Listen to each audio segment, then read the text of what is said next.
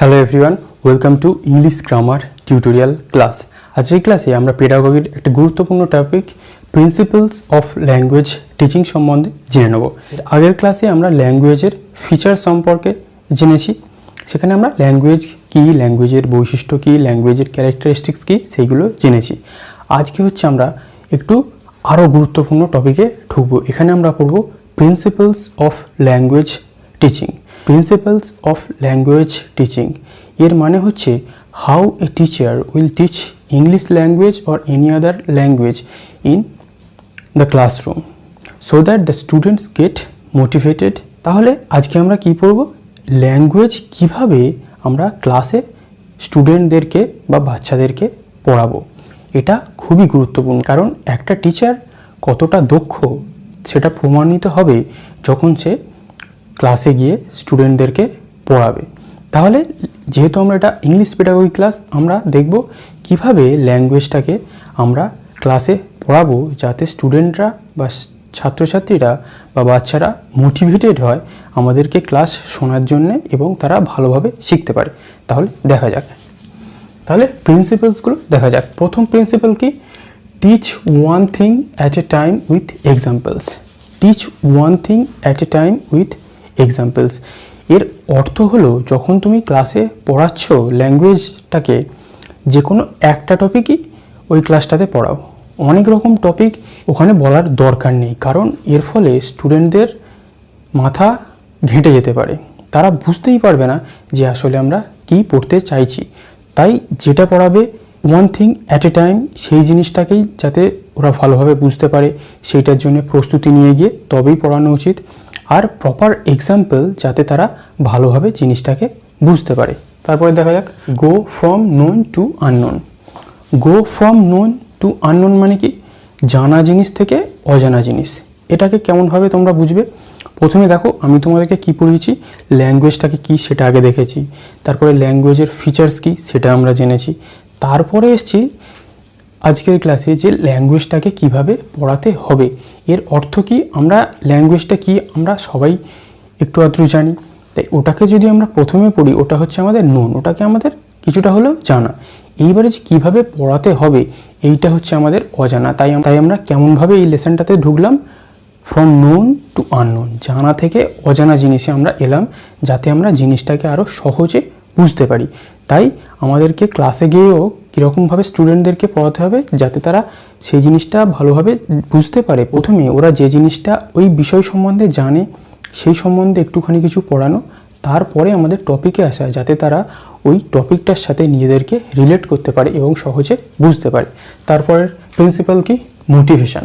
Most important principal to teach language in classroom. এর অর্থ হলো মোটিভেশন সব থেকে গুরুত্বপূর্ণ বিষয় ল্যাঙ্গুয়েজ শেখার ক্ষেত্রে। কারণ যেহেতু এটা আমরা কোনো মাদার টাং শিখছি না, আমরা কি শিখছি? একটা ফরেন ল্যাঙ্গুয়েজ, ইংলিশ ল্যাঙ্গুয়েজ। যদি আমাদের প্রপার মোটিভেশন না থাকে, আমরা যদি ওই ল্যাঙ্গুয়েজটাকে শিখতে মোটিভেটেড না হই, তাহলে আমরা ওই ল্যাঙ্গুয়েজটাকে শিখবো কী করে? আমাদের মধ্যে একটা জেদ থাকতে হবে, না ওই ল্যাঙ্গুয়েজটাকে আমরা শিখেই ছাড়বো। কিন্তু কিছু কিছু ক্ষেত্রে দেখা যায় যে অনেক স্টুডেন্ট থাকে, তাদেরকে তুমি যতই মোটিভেট করো না কেন ওরা ক্লাসে পড়া শুনতে চায় না। কিন্তু এখানেই হচ্ছে শিক্ষকের মেন ভূমিকা। তাকে এমনভাবে লেসন প্ল্যানটা বা ওই টিচিং মেথডটা সাজাতে হবে যাতে স্টুডেন্ট টিচারের প্রতি আকৃষ্ট হয়, মোটিভেটেড হয়। না, একটা টিচার পেয়েছি যে আমাদের লেভেলে এসে আমাদেরকে জিনিসটা বোঝাচ্ছে বা এমনভাবে বোঝাচ্ছে যাতে স্টুডেন্টরা একদম উৎসাহের সঙ্গে ওই ক্লাসটাকে শিখছে। প্রত্যেকটা টিচারের এটাই ফলো করা উচিত। কিন্তু আমরা কি দেখি? স্টুডেন্টরা স্কুলে গিয়ে অনেক সময় পড়ায় উৎসাহ হারায়, তারা প্রাইভেট টিউটরের কাছে যায় পড়ার জন্যে। কিন্তু স্কুল টিচারদের একটা গুরুত্বপূর্ণ দায়িত্ব এখানে থেকে যায়। এটা চ্যাপ্টারের বাইরে গিয়েও একটা দায়িত্ব কি? তোমরা যখন স্কুল টিচার হবে তোমাদের কি দায়িত্ব থাকবে? যাতে তোমরা স্কুলে গিয়ে রেসপন্সিবল থাকো, যাতে তোমরা প্রত্যেকটা টপিক, প্রত্যেকটা বিষয় সে যে সাবজেক্টেরই হোক না কেন, যাতে এমনভাবে স্টুডেন্টদেরকে পড়ানো যাতে স্টুডেন্টদের কোনো প্রাইভেট টিউটারের প্রয়োজন না হয়। প্রাইভেট টিউটারের প্রয়োজন হওয়া মানে টিচার হিসাবে ব্যর্থতা। তাই প্রত্যেকটা স্টুডেন্টকে আমাদেরকে ভালোভাবে ওদেরকে শিক্ষা দেওয়া উচিত যাতে তারা মোটিভেটেড হয়। শুধু শিক্ষা দিলে হবে না, যাতে তারা ক্লাসে মোটিভেটেড থাকে, যাতে তারা শিক্ষককে দেখে উদ্বুদ্ধ হয়, মোটিভেটেড হয় যে না, এই একটা টিচার পেয়েছি, এনার কাছ থেকে আমাকে শিখতেই হবে। তাই টিচারদের রেসপন্সিবিলিটি শুধু স্কুলে গিয়ে পড়ালাম চলে এলাম এটা করলে হবে না। টিচারদের রেসপন্সিবিলিটি অনেক বড়, কারণ এমনি তারা সমাজ গড়ার কারিগর হিসাবে তাদেরকে বলা হয় না। তো এই সমাজ গড়ার কারিগর যারা, তাদেরকেও রেসপন্সিবিলিটি পালন করতে হবে যাতে তারা সমাজ গড়ার কারিগরই থাকে, যাতে তাদেরকে অন্য কোনো খারাপ নামে চিহ্নিত করা না হয়। তাহলে আমাদের টপিকে ফিরে যাক, অনেক জ্ঞান হয়ে গেল। মোটিভেশন। তাহলে মোটিভেশন, ক্লাসে স্টুডেন্টদেরকে মোটিভেট করতে হবে যাতে তারা ওই ল্যাঙ্গুয়েজটাকে শেখে। এইবারে প্রশ্ন হলো, মোটিভেট আমরা কীভাবে করতে পারি? এখানেই হচ্ছে টিচারের আরও গুরুত্বপূর্ণ ভূমিকা। ধরো ক্লাসে আমরা কোনো পড়া ধরলাম, কোনো একটা স্টুডেন্ট খুব ভালো পারলো, কেউ একজন পারলো না। আমরা যাতে যে পারলো না সে আরও ভালোভাবে পড়ার জন্য চেষ্টা করে, তাই যে পারলো তাকে আমরা ইনসেন্টিভ দিতে পারি, গিফট দিতে পারি, যাতে পাশের ছেলেটাও মোটিভেটেড হয় যে না, কালকে আমাকে পড়া করে আসতে হবে, তাহলে আমিও গিফট পাবো। এই একটা টেকনিক হতে পারে। আর একটা টেকনিক কী হতে পারে? আমাদেরকে ইংলিশ ল্যাঙ্গুয়েজের গুরুত্ব সম্পর্কে স্টুডেন্টদেরকে বোঝানো, যে আজকের দিনে ইংলিশ কত প্রয়োজন। অফিস আদালত যেখানেই যাও না কেন, হায়ার এডুকেশন, বিভিন্ন ভালো ভালো বুক সব আজকে ইংরেজিতে লেখা হয়, অফিসিয়াল কাজ সবই ইংরেজিতে হয়।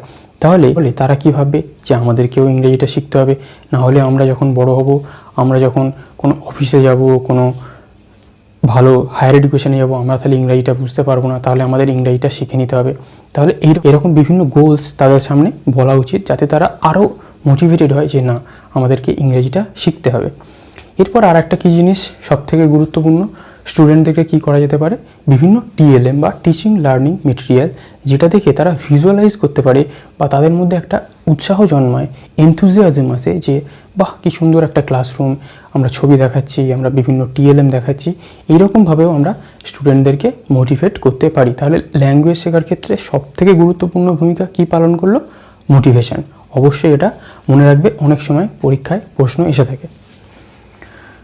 তারপর একটা কি? Practice and habit formation. Practice বলতে গেলে ইংরেজিতে একটা কথা আছে, practice makes a man perfect. Practice যত করবে তত আমাদের উন্নতি হবে, সে যে কোনোই ক্ষেত্রে। শুধু ল্যাঙ্গুয়েজটাকে বাদ দাও, আমরা যখন ছোটো ছিলাম, আমরা ধরো কেউ সাইকেল চালানো শিখেছে, কেউ লেখা শিখেছে, কেউ এবিসিডি শিখেছে, সবই কি তারা একদিনে শিখেছে? It needs practice, practice, practice and practice. যত আমরা প্র্যাকটিস করব তত আমরা ল্যাঙ্গুয়েজটাকে শিখতে পারবো। এছাড়া ল্যাঙ্গুয়েজ তো বাদ দাও, যে কোনো জিনিস যত আমরা প্র্যাকটিস করব তত আমরা ভালো শিখতে পারবো। তাই ল্যাঙ্গুয়েজের ক্ষেত্রেও কোনো ব্যতিক্রম নয়। তোমরা যত বেশি ল্যাঙ্গুয়েজ প্র্যাকটিস করবে তত বেশি সেই ল্যাঙ্গুয়েজটাকে আমাদের শেখায়, সেই ল্যাঙ্গুয়েজটা আমরা শিখতে পারবো। তাহলে এখানেই টিচারের গুরুত্বপূর্ণ ভূমিকা পালন করতে হবে। সেটা কি? তাদেরকে বলা, তাদেরকে হোমওয়ার্ক দেওয়া, যে এই কাজ তোমরা প্র্যাকটিস করে এসো, এই জিনিসগুলো তোমরা আরও প্র্যাকটিস করো, দেখবে আরও তোমরা ভালো লিখতে পারছো, তাতে স্টুডেন্টরাও ইনভলভমেন্ট আসবে। তাই প্র্যাকটিস স্টুডেন্টদের করাতেই হবে যাতে তারা ভালো শিখতে পারে। পরেরটা কি? ইমিটেশন মানে কি? The teacher should be an idol in this field. কেন? শিক্ষককে আদর্শ হতে হবে। স্টুডেন্টরা যাতে শিক্ষককে ইমিটেট করে বা অনুকরণ করে। শিক্ষকের ভাষা সম্বন্ধে, ইংলিশ ল্যাঙ্গুয়েজ সম্বন্ধে জ্ঞান খুব ভালো থাকতে হবে। তার জ্ঞানটাকে শুধু জ্ঞান থাকলে হবে না, তার ওই জ্ঞানটাকে স্টুডেন্টদের লেভেলে আনতে হবে। কারণ কি, একটা 10 বছর বা 12 বছর বা 14 বছরের স্টুডেন্ট যা জ্ঞান হবে, একটা 30 বছর বা একটা 40 বছর বা একটা 25-26 বছরের টিচারের সেই জ্ঞান থেকে টিচারের জ্ঞান অনেক পরিণত হবে।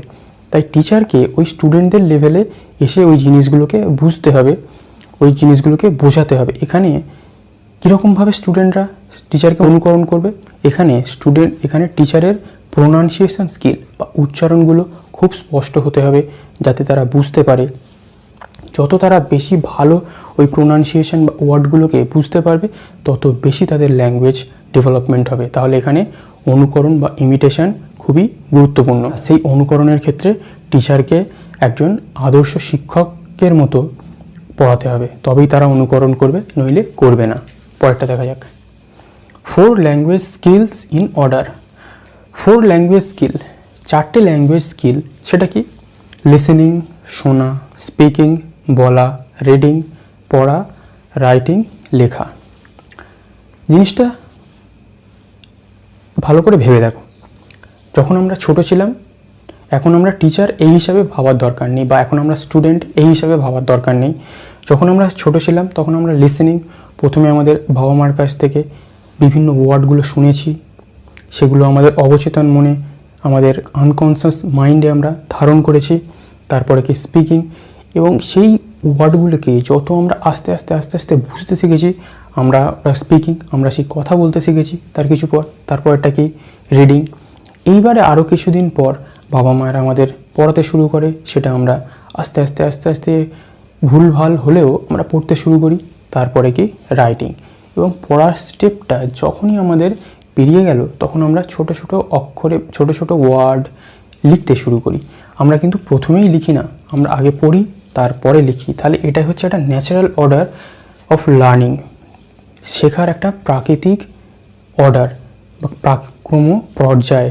প্রথমে আমরা শুনি, তারপরে আমরা শোনার পর সেই ওয়ার্ডগুলো বা লেটারগুলো বা যাই হোক আস্তে আস্তে বলতে শিখি। তারপরে আমরা আস্তে আস্তে পড়তে শিখি। তারপরে আমরা খারাপ হোক ভালো হোক লিখতে শিখি। পরে তো আমরা যখন আরও পরিণত হব তখন ভালো শিখব। তাহলে ল্যাঙ্গুয়েজ টিচিং বা ল্যাঙ্গুয়েজ শিক্ষার ক্ষেত্রে এই ন্যাচারাল অর্ডারটা খুবই গুরুত্বপূর্ণ ভূমিকা পালন করে। তারপরটা কি emphasis on oral approach. Oral approach মানে একটু আগে আমি কি বললাম, যত বেশি বলা যায় বা স্পিকিংই বলা যেতে পারে। একটা টিচারকে কোনো বিষয় শুরু করার আগে তাকে ওই বিষয়ে একটা স্পিচ দিতে হবে, যাতে স্টুডেন্টটা ওই লেসনটা পড়তে আগ্রহ হয়। স্পিচটাকে অবশ্যই একটা কি অ্যারাউজিং টেকনিক অনুযায়ী ওই স্পিচটাকে দিতে হবে, যাতে স্টুডেন্টরা খুব ভালোভাবে আকৃষ্ট হয়ে ওই স্পিচটাকে শোনে, যে না খুব গুরুত্বপূর্ণ বিষয়, বা তারা এমনভাবে ওই অ্যারাউজিং টেকনিকটাকে নিতে হবে যাতে স্টুডেন্টটা একদম ওই লেসনের প্রতি মগ্ন হয়ে যায়, ওই বিষয়টা থেকে যেন বেরোতেই না পারে। এমনভাবে সে সিদ্ধান্ত নেয় যাতে ঠিকই করে যে আমি আজকে এই পড়াটা বা এই ক্লাসটা খুব ভালোভাবে মন দিয়ে শুনবো। তাহলে স্পিচ লেসনের আগে খুবই গুরুত্বপূর্ণ ভূমিকা পালন করে থাকে, যেটা প্রত্যেকটা টিচারের ফলো করা উচিত, একেবারে প্রথমেই লেসনে না ঢুকে গিয়ে। তাহলে এই গেল আমাদের কিছু প্রিন্সিপালস অফ ল্যাঙ্গুয়েজ টিচিং। আরও 4-5টা আছে যেটা আমরা পরের ক্লাসে আলোচনা করব। আশা করি তোমরা ক্লাসটাকে বুঝতে পেরেছো, কিভাবে আমরা ল্যাঙ্গুয়েজ টিচিংটাকে, কিভাবে আমরা স্টুডেন্টদেরকে ল্যাঙ্গুয়েজ শিক্ষাটা দেব। তাহলে আজ এই পর্যন্তই। পরের ক্লাসে আমরা আরও 4-5টা গুরুত্বপূর্ণ ওই টেকনিক নিয়ে আলোচনা করে নেব। Thank you for watching.